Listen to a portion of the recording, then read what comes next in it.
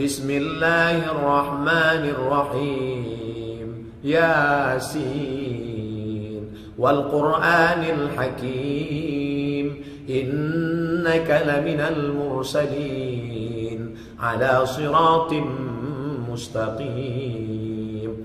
Huwallazi anzala as-sakinata, dialah yang menurunkan ketenangan fi qulubil mu'minin, ke dalam hati orang yang beriman. Dengarkan bacaan Al-Quran, buang, campakkan lagu-lagu rock, lagu metal, lagu dangdut, semua buang, jauhkan.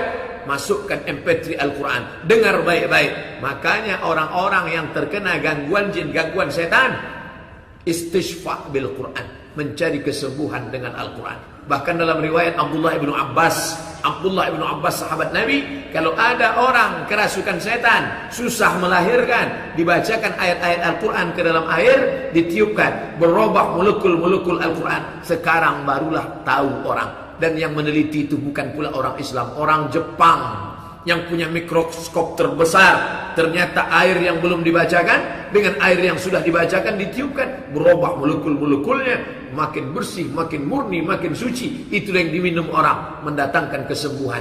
Itu dikaji dalam At-Tibbun Nabawi, salah satu cara penyembuhan dengan cara ruqyah syariah, yang akan dibahas pukul 8 ini di Masjid Mutmainnah bersama pakar-pakar dari rumah sakit medisnya. Korelasi antara medis dengan penyembuhan dengan cara Al-Quran.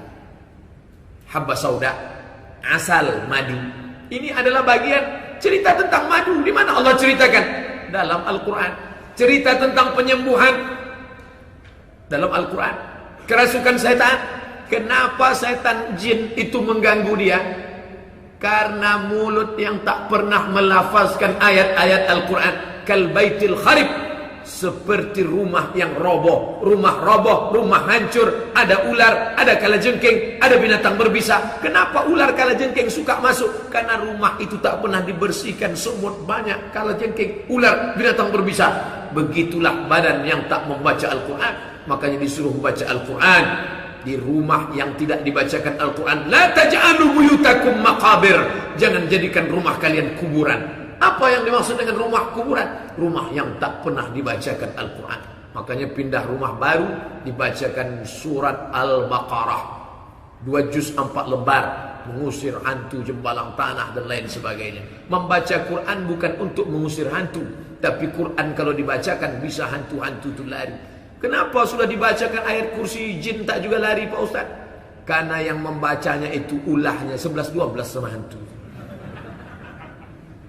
Dibacakanlah ayat kursi ketika orang yang kerasukan setan. Allahu la ilaha illa huwal hayyul qayyum la ta'khudhuhu sinatun wa la naum lahu ma fis samawati wa ma fil ardh.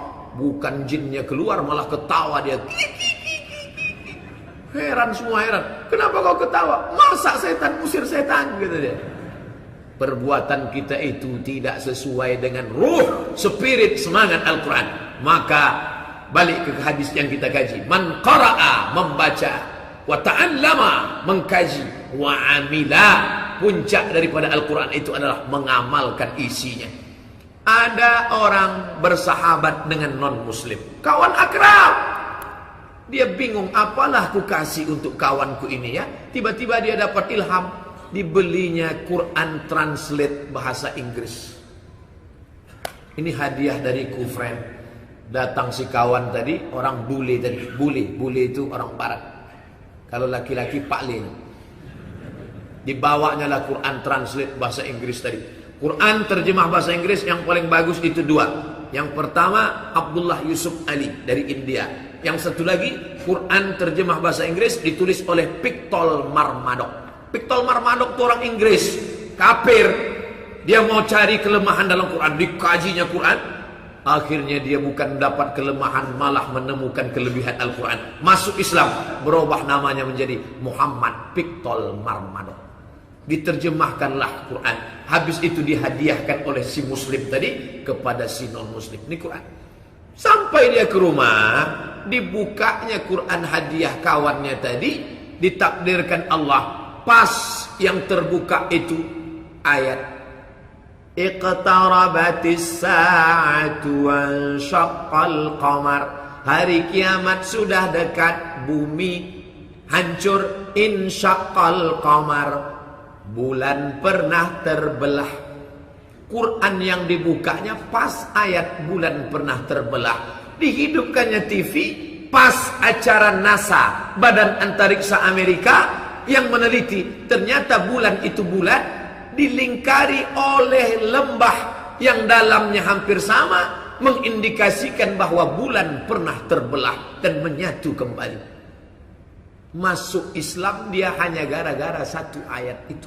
Iqtarabatis sa'atu wansyaqqal qamar. Hari kiamat sudah mulai mendekat dan bulan ternyata pernah terbelah. Koneksi, korelasi antara ayat yang dia baca dengan acara di televisi. Subhanallah.